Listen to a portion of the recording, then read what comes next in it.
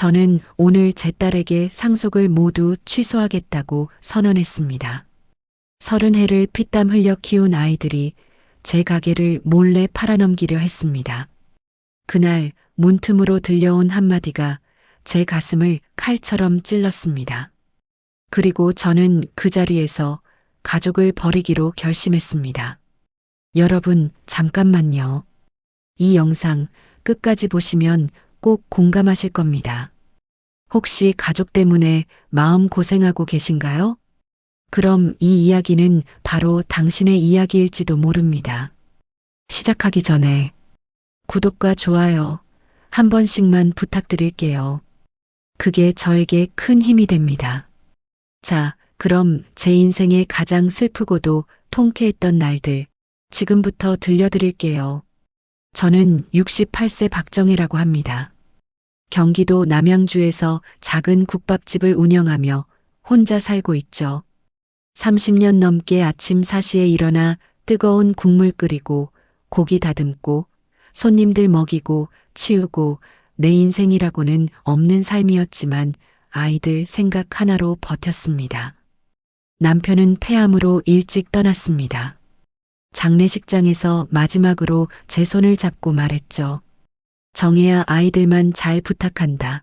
그 말 한마디가 평생 제 목에 걸린 멍에였습니다.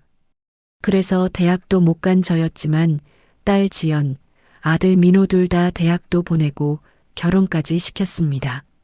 저는 늘 스스로에게 말했죠. 내가 좀 힘들어도 애들은 행복해야지. 사치 없이 검소하게 살며 돈 생기면 전부 아이들 뒷바라지. 결혼식 비용도 당연히 제가 다 냈습니다. 지연이 결혼하던 날 흰 드레스를 입고 저한테 말했습니다. 엄마, 나 꼭 성공해서 엄마 편안하게 해드릴게요. 그 말에 심장이 벅차올라 눈물이 비 오듯 쏟아졌습니다. 그런데요, 딱 3개월 전부터 모든 게 무너졌습니다. 지연이 웃으며 말했거든요. 엄마, 이제 고생도 많이 했으니까 가게 그만하고 쉬세요. 고마운 말이죠? 근데 그 뒤에 따라온 말이 문제였습니다. 가게 부지는 우리 남편이랑 얘기했는데 카페로 바꾸면 돈이 많이 들 것 같대요. 엄마 명의니까 그냥 넘겨주세요. 머리를 한 대 세게 얻어맞은 기분이었습니다. 얘야, 그건 엄마가 평생 일궈온 가게잖니. 제가 조심스레 말했죠. 그런데 지연은 저를 측은하게 쳐다보며 말했습니다. 엄마, 이제 은퇴 좀 하세요. 요즘 누가 이런 허름한 국밥집에서 밥 먹어? 그 한마디가 제 가슴을 쳐다 박았습니다. 내가 허름해? 내가 창피한 존재가 된 걸까? 그날 밤 저는 국밥을 끓이다 말고 손을 부들부들 떨며 울었습니다. 하지만 그때는 몰랐습니다. 이게 배신의 서막이라는 걸. 딸 지연이 가게 명의를 넘기라고 말한 그날 이후 저는 며칠 동안 잠을 제대로 잘 수가 없었습니다. 평생 애들 위해 살아온 내 인생이 갑자기 종이컵처럼 구겨져 버린 느낌이었죠. 그런데 3일 뒤 지연이 사위 경민과 함께 가게로 찾아왔습니다. 사위는 평소에 예의 바르고 공손한 아이였거든요. 그래서 저는 속으로 생각했습니다. 지연이 좀 심했나 보다. 사위가 달래러 왔겠지. 하지만 그 생각은 사위의 첫 한마디에 산산조각 났습니다. 어머니, 솔직히 말하면 이 자리 지금이 매각 타이밍입니다. 이미 투자자 컨택도 해놨습니다. 투자자? 매각? 저는 멍해져서 아무 말도 못하고 서 있었습니다. 어머니는 걱정하지 마세요. 계약 끝나면 아파트 전세 하나 해드릴게요. 이제 나이도 있으시니까 이런 힘든 일 그만두셔야죠. 말끝마다 붙는 이제 늙었으니까 불쌍하니까 쉬어라, 이 말들이 저를 기계처럼 취급하는 것 같았습니다. 얘들아, 엄마는 아직 이 가게 놓을 생각 없어. 여긴 아빠하고의 추억이 있고 엄마 인생이야. 그랬더니 지연이 입술을 비웃듯 비틀며 말했습니다. 엄마, 감정에 휘둘리지 좀 마. 아빠 돈으로 시작한 가게잖아. 우리한텐 아무 의미 없어.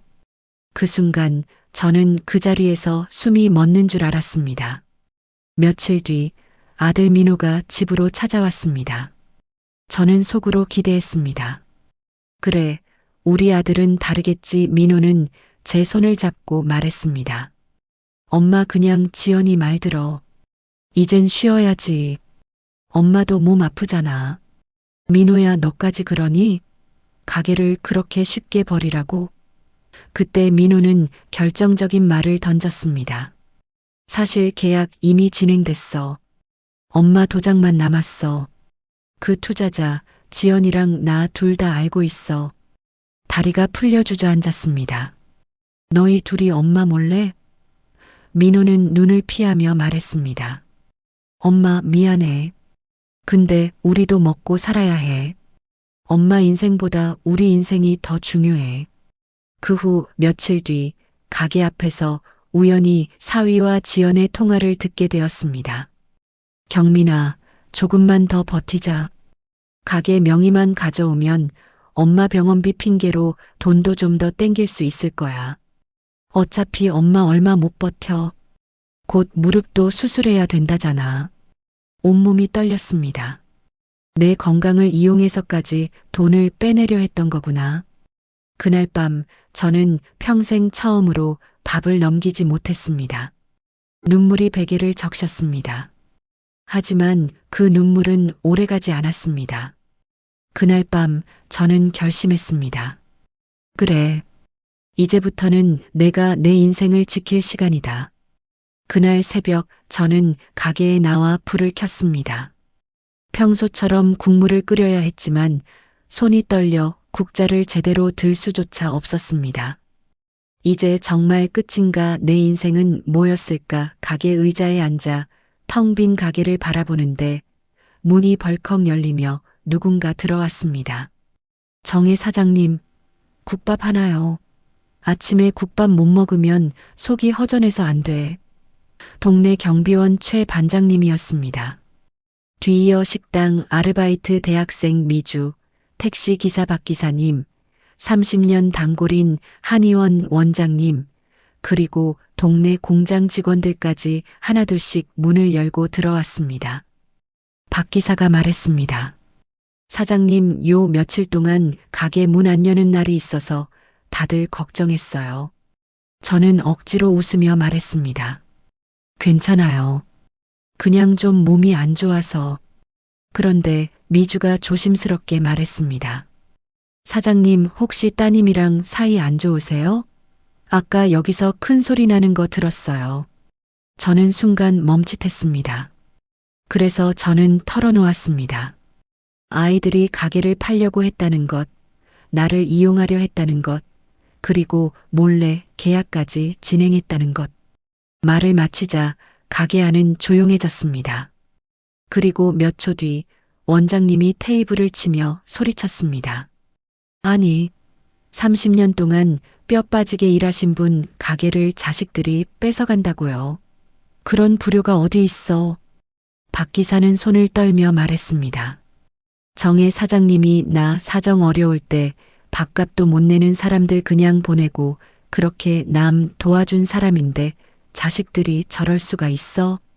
모두가 격앙된 목소리로 말하기 시작했습니다. 사장님이 우리 인생의 은인이에요. 이 가게는 그냥 가게가 아니라 우리의 집이었어요. 저는 그 말을 듣는 순간 가슴이 뜨겁게 끓어올랐습니다. 그래, 나는 버려진 존재가 아니었구나. 눈물이 왈칵 쏟아졌습니다. 하지만 이번엔 슬퍼서가 아니라 살아있음을 느껴서 울었습니다. 최 반장님이 말했습니다. 사장님, 자식들 말 듣지 마요. 이 가게는 사장님 피와 인생이고 이 동네 사람들 추억이야. 우리가 도와줄게요. 그 말 한마디에 불씨가 다시 살아났습니다. 며칠 뒤 등기우편이 도착했습니다. 보낸 사람 남양주시청 도시지원과. 서류에는 가게가 재개발 예정지로 지정되어 조만간 수십억 원 보상금이 예정되어 있다는 내용이 적혀 있었습니다. 그제서야 모든 것이 연결됐습니다. 아, 그래서 지연과 민호가 그렇게 달려들었구나. 그들은 엄마의 건강을 걱정한 게 아니라 수십억을 노린 거였습니다. 저는 손가락을 깨물며 말했습니다. 그래, 너희가 진짜 원하는 게 그거였지. 그렇다면 엄마도 이제 가만히 있지 않는다. 그날 밤 저는 전화기를 들고 단 한 사람에게 전화했습니다.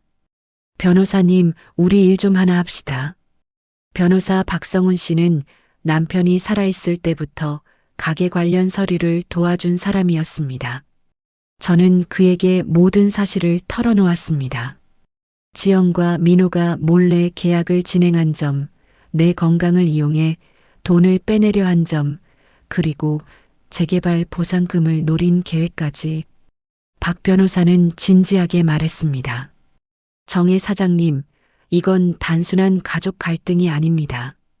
사기와 강요가 성립될 수 있어요. 그리고 가게 명의 변경은 절대 권하시면 안 됩니다. 저는 고개를 끄덕였습니다. 저도 이제는 물러서지 않을 겁니다.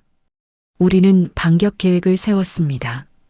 가게 건물과 부지를 사회공헌복지재단과 협약 체결 예정이라는 법적 보호조치 문서를 발행했습니다. 그리고 변호사 이름으로 내용 증명을 보냈습니다. 가족을 사칭해 재산을 강제로 이전하려는 시도를 즉시 중단하십시오. 다음 날 저녁 지연에게서 전화가 왔습니다. 목소리는 떨리고 있었습니다. 엄마 지금 이게 뭐야? 변호사? 내용 증명? 엄마 지금 뭐 하는 거야? 저는 차분하게 말했습니다. 그래. 이제는 엄마가 내 인생을 지키려고 하는 거야. 엄마는 우리 배신한 거야? 우린 엄마 걱정해서 그런 거잖아. 저는 다시는 흔들리지 않았습니다. 걱정이었다면 엄마 몰래 계약을 하지 않았겠지. 엄마, 우린 그냥 가족끼리 잘 살아보자고 한 거야. 그때 저는 가장 아픈 말을 꺼냈습니다. 잘 살아보자는 게 엄마를 팔아먹자는 말이었니? 지연은 대답하지 못하고 전화를 끊었습니다. 이틀 뒤 지연과 민호가 가게로 찾아왔습니다. 사위 경민도 뒤에 서 있었습니다. 가게 안에는 박 변호사, 단골 몇 분, 그리고 재개발 추진위원회 사람들이 앉아 있었습니다. 지연은 당황했습니다. 엄마, 이게 뭐야? 왜 남의 사람들을 불러? 저는 조용히 재개발 안내문을 꺼냈습니다. 이거 너희가 정말 원했던 거지? 지연의 얼굴이 하얗게 변했습니다. 재개발 위원장이 말했습니다. 이 지역 보상 예정 금액은 약 37억 원입니다. 사위 경민은 갑자기 다급해져 말을 뱉었습니다. 그래서요. 엄마도 사인만 하면 돼요. 우리가 잘 관리할게요. 저는 웃음을 터뜨렸습니다. 눈물 섞인 비웃음이었죠. 그래. 너희 진심이 이제서야 드러나는구나. 그리고 폭탄 선언을 했습니다. 이 가게는 사회복지재단과 기부협약 체결을 완료했습니다. 이제 이 재산은 노인들을 위해 쓰일 겁니다. 너희는 여기에 단 1원도 손을 댈 수 없어. 순간 가게 안은 완전히 얼어붙었습니다. 지연은 비명을 질렀습니다. 엄마가 어떻게 그럴 수 있어? 우리가 누군데? 저는 조용히 말했습니다. 너희는 엄마의 가족이 아니야. 최소한 지금의 너희는 아니야. 그 말이 끝나는 순간 지연은 바닥에 무릎을 꿇고 울었습니다. 민호도 눈물을 흘리며 말했습니다. 엄마 잘못했어. 제발 다시 생각해. 하지만 저는 30년 동안 단 한 번도 해본 적 없는 말을 했습니다. 이제는 내가 나를 위해 살 거야. 가게 문을 닫던 그날 밤, 저는 조용히 조명을 끄고 빈 테이블을 바라보았습니다. 30년 동안 수만 명이 이 자리에서 울고 웃고 밥을 먹고 마음을 나누고 돌아갔습니다. 정말 수고했다. 내 인생아. 눈물이 천천히 흘러내렸습니다. 이젠 억울해서 흘리는 눈물이 아니라 버텨낸 시간에 대한 감사의 눈물이었습니다. 그때 문이 또 열렸습니다. 단골 손님들, 최 반장님, 박 기사님, 미주, 그리고 원장님까지 다들 손에 하얀 봉투를 들고 왔습니다. 원장님이 말했습니다. 정혜 사장님, 이건 저희의 작은 마음입니다. 새 출발하시라고 준비했어요. 봉투 안에는 돈 몇십만 원씩이 들어 있었지만 그 금액이 중요한 게 아니었습니다. 저는 두 손으로 얼굴을 감싸며 소리내 울었습니다.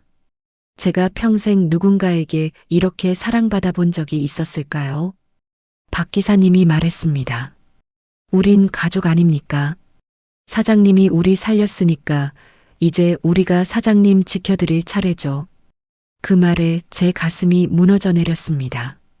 일주일 뒤 지연과 민호가 조심스럽게 가게로 찾아왔습니다. 둘 다 눈이 퉁퉁 부어 있었습니다. 하지만 이번엔 그들에게서 돈 욕심의 냄새 대신 진짜 후회와 눈물이 보였습니다. 지연이 떨리는 목소리로 말했습니다. 엄마, 우리가 정말 잘못했어요. 엄마가 우리를 그동안 어떻게 키워줬는지 이제야 알겠어요. 민호는 바닥을 보며 말했습니다. 엄마, 우린 엄마한테 한 번도 감사합니다라고 말한 적 없었어요. 미안해요. 정말 미안합니다. 저는 한참 동안 말하지 않았습니다. 가슴속에 쌓였던 응어리가 천천히 풀어지는 느낌이었습니다. 그리고 저는 조용히 말했습니다. 너희를 미워하진 않는다. 하지만 그날 이후로 우린 예전의 가족이 아니야. 지연이 울부짖었습니다. 엄마, 어떻게 하면 다시 엄마 딸이 될 수 있어요? 저는 그 질문에 잠시 침묵한 뒤 말했습니다.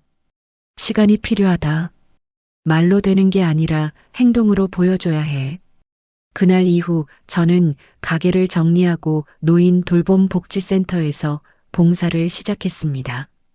그곳에서 저는 외로운 어르신들에게 국밥을 끓여드립니다. 그리고 그분들은 말합니다. 정혜 씨, 당신 국밥은 사람 살리는 맛이야. 저는 미소 지으며 말합니다. 저도 여기서 다시 살아났어요. 가끔 멀리서 조심스럽게 지연과 민호가 봉사 도우러 옵니다. 아직 멀었지만 조금씩 가까워지고 있습니다. 사람은 혈연으로 가족이 되는 게 아닙니다. 마음으로 연결될 때 진짜 가족이 됩니다. 그리고 저는 68년 만에 처음으로 깨달았습니다. 인생은 마지막까지 사랑할 수 있는 사람이 진짜 승자다.